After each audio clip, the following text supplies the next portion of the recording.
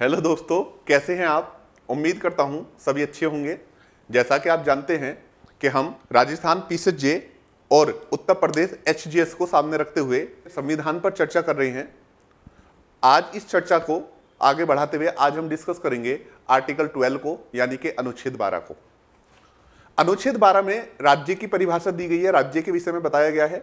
और जैसा कि आप जानते हैं, अनुच्छेद 12 में जो राज्य की परिभाषा दी है, ये भाग 3 और भाग 4 दोनों पर लागू होती है। जैसा कि हम जानते हैं कि मौलिक अधिकार हमें राज्य के विरुद्ध मिले हैं। फंडामेंटल राइट्स जो हमें मिले, किसके अगेंस्ट मिले? स्टेट के अगेंस्ट मिले हैं। इसलिए हमें यह पता होना चाहिए कि राज्य क्या है, राज्य कौन है, राज्य किसे माना जाता है, ये वाली बात का पता होना चाहिए। इसलिए आज हम बात करेंगे आर्टिकल 12 की।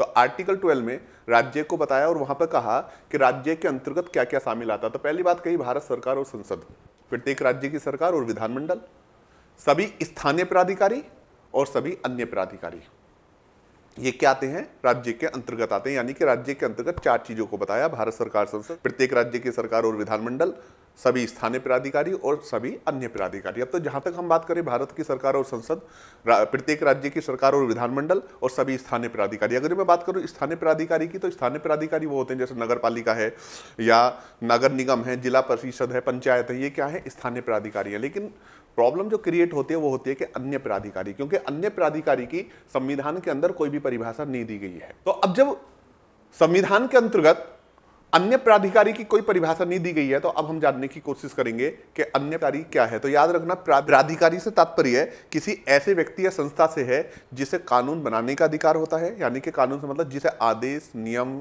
विनियम, विधियां, उपविधियां बनाने का अधिकार होता है और साथ ही साथ उनको लागू कराने की भी शक्ति होती है। यानी कि अधिकारी से तात्पर्य ऐसे व्यक्ति से है कि जिसको विधि, उपविधि, नियम, विनियम, उपनियम बनाने के साथ साथ उसे लागू करने की भी शक्ति होती है। अब यहां पर के अन्य प्राधिकारी के अंतर्गत कौन कौन आता है, यह हमेशा से चर्चा का विषय रहा।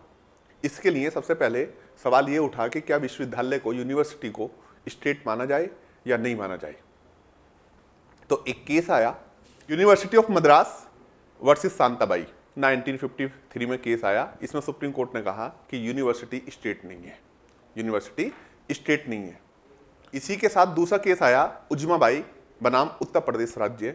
इसमें सर्वोच्च न्यायालय ने जो कहा था कि विश्वविद्यालय राज्य नहीं है, बल्कि उसने ये कहा था कि राज्य के अंतर्गत वो प्राधिकारी आते हैं जो संप्रभु प्रकृति का कार्य करते हैं। उजमाबाई के केस में सर्वोच्च न्यायालय ने university of Madras versus Shantabai के निर्णय में जो निर्णय दिया था उसको मानने से, उस परिभाषा को, उस व्याख्या को मानने से इनकार कर दिया।